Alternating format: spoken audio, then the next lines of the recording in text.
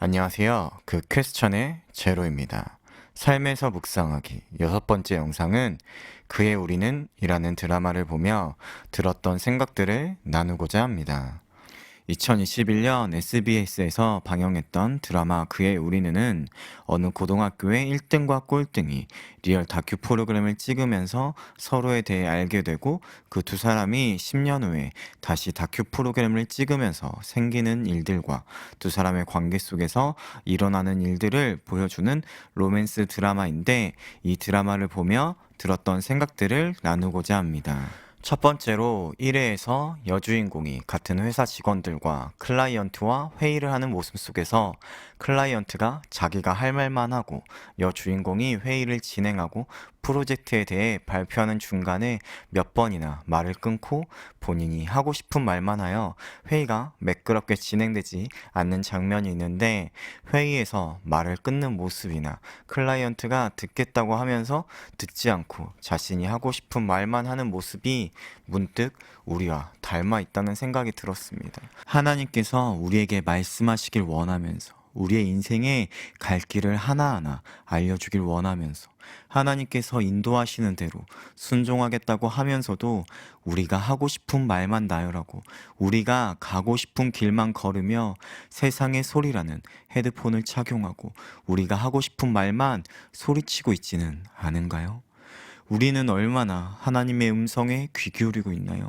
하나님이 어떻게 들으시는지 생각도 없이 어떻게 하면 우리의 바램을 들어주실까만 생각하고 장바구니에 내가 원하는 것만 담고 있지는 않나요?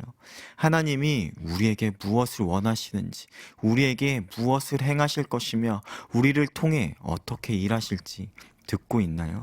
하나님의 음성에 얼마나 귀 기울이고 있나요? 모든 말씀에 순종하겠다 말하면서 얼마나 말씀에 귀 기울이며 붙들고 있나요? 무엇을 원하시는지는 듣지도 않고 우리의 할 말만 하고 있지는 않은가요? 또한 하나님이 나의 삶을 이끄시고 채우시길 원한다면서 내 삶을 맡기지도 않고 내 맘대로, 내 뜻대로 행하며 나의 욕심과 탐욕으로 채우고 있지 않은가요? 성경 로마서에 믿음은 들음에서 나며 들음은 그리스도의 말씀으로 말미암았느니라 라는 말씀처럼 우리의 삶을 우리의 목소리로 채우기보다는 하나님의 음성에 귀 기울이며 하나님의 음성인 말씀을 붙잡고 하나님의 말씀으로 살아내는 우리가 되길 소망합니다.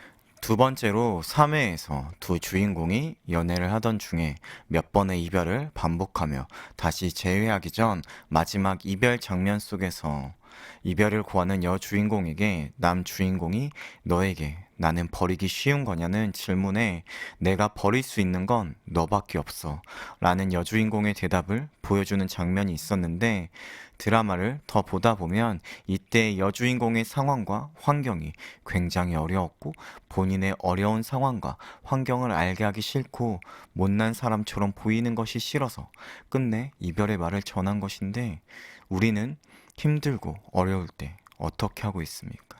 세상의 것들을 포기하기보다 하나님과의 시간들, 하나님을 포기하고 있진 않나요? 세상의 시간들로, 문제들로 우리를 가득 채워 하나님을 버리고 외면하고 있진 않나요? 우리가 버리고 포기해야 할 것이 하나님이 아니라 하나님만을 붙잡고 하나님만을 바라봐야 하지 않을까요? 우리가 힘들면 힘들수록, 수많은 어려움이 우리를 넘어뜨릴수록 하나님만을 붙들고 신뢰함으로 나아가 다른 것들을 버리고 비워야 하지 않을까요? 또 이후에 6회에서 여주인공 집 앞에서 두 주인공의 대화들 가운데 우리가 헤어진 건 다 내 오만이었어, 너 없이 살 수 있을 거라 내 오만이라는 여주인공의 속마음 독백처럼 우리 역시 하나님 없이 충분히 잘 살 수 있을 거라는 착각에 빠지며 우리가 이뤄온 성공들이 하나님 없이 한 것이라는 오만을 부릴 수도 있는데, 정말 잘 살아낼 수 있을까요? 우리가 이룬 일들이 하나님 없이 이룬 것이 맞나요? 때로는 하나님 없는 것처럼 살아갈 수는 있겠지만 그 삶을 살아본다면 나를 찾으려고, 나다워지려고 내 것으로 채우고 있는데 오히려 나를 잃어가고 있을 것입니다. 우리를 지으시고 부르시고 보내시는 이가 하나님이신데 하나님을 떠나 우리가 할 수 있는 것이 무엇이 있을까요? 우리를 가장 잘 아시는 분이시며 우리의 가장 큰 힘이 되시고 피할 바위 되시는 하나님이신데 우리는 어디로 피하며 어디에 도움을 요청하고 있습니까? 그 무엇보다 가장 먼저 하나님을 찾고 하나님의 도우심을 구하며 하나님의 위로를 구하여 그 누구도 줄 수 없는 하나님의 위로 가운데 머물며 하나님의 간섭하심과 인도하심으로 하나님의 도우심으로 어떤 어려움과 문제들 속에서도 하나님의 능력으로 살아내는 우리가 되길 소망합니다. 세 번째로 오해에서 두 주인공이 대학생 시절 연애하는 중에 여주인공이 잘못을 했음에도 다들 얕보고 무시할 것 같아서 누군가에게 지는 것 같아서 자존심이 상하는 것 같아서 사과를 잘 안 해봐서 어떻게 사과해야 할지 몰라 본인이 잘못했음에도 남 주인공에게 사과의 말을 하지도 못하고 그저 독서실에서 공부만 하고 있는 상황 속에서 남 주인공이 먼저 찾아와 여 주인공에게 기회를 줄 테니 해봐 하니 그때서야 여 주인공이 미안하다고 사과하고 남 주인공이 사과를 당연하게 받아주며 나한텐 그렇게 해도 된다. 내가 계속 찾아올 테니 넌 미안하다는 한마디만 해라. 항상 지는 건 나다.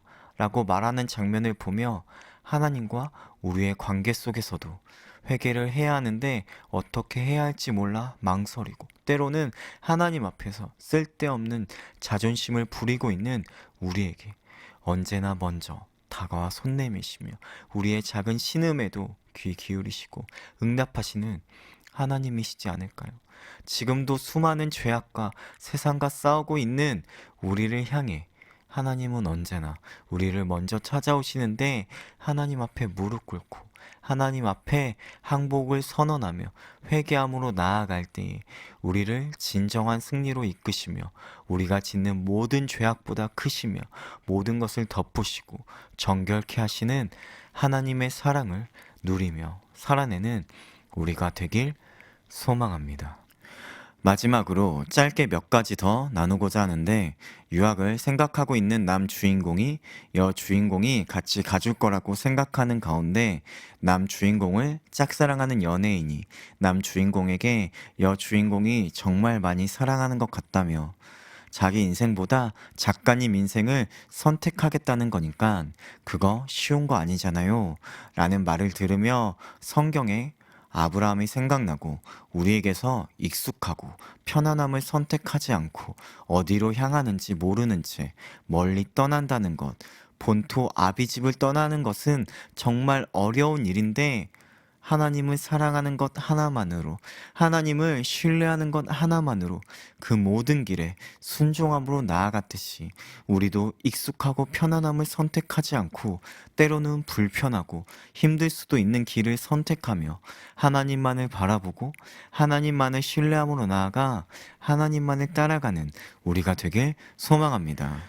또 동일하게 남 주인공을 짝사랑하는 연예인이 부정적인 비평을 받아 우울해하는 남 주인공에게 작가님 작품 가치를 깎아내리는 말은 안 했으면 좋겠는데 나의 안목이 형편없다는 것이냐 가장 많이 산 나의 비평만 기억하라며 위로하는 모습을 보며 우리의 모습도 우리의 형편이나 상황이 보잘것없을 수는 있지만 우리를 그리시는 작가님이 가장 최고의 작가이신 하나님이시며 최고의 안목으로 우리를 알아봐 주시는 하나님이시고 때로는 부족한 우리의 삶을 통해 일하시고 역사하시는 이가 하나님이심을 기억하며 하나님의 위로 가운데 머물기를 소망합니다.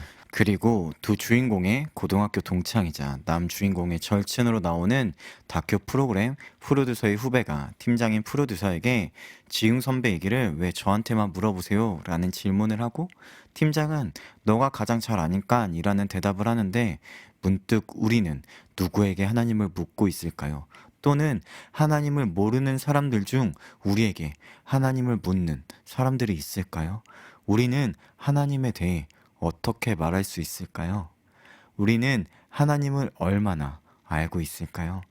하나님을 가장 잘 아는 사람 중 하나가 되어가는 우리가 되어가길 소망합니다.